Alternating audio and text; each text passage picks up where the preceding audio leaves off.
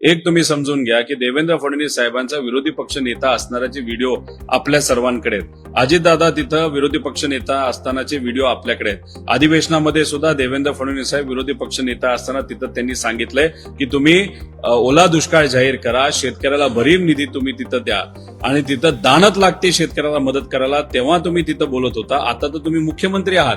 मुख्यमंत्री असताना सुद्धा 5.5 तासामध्ये तुमचा तिथं दौरा आटपला. तुमचे काही नेते जे करमाळ्यात जातात, इतर ठिकाणी जातात, राजकीय बैठका घेतात आणि शेतकऱ्याला तिथं ऐकून घेत नाहीत.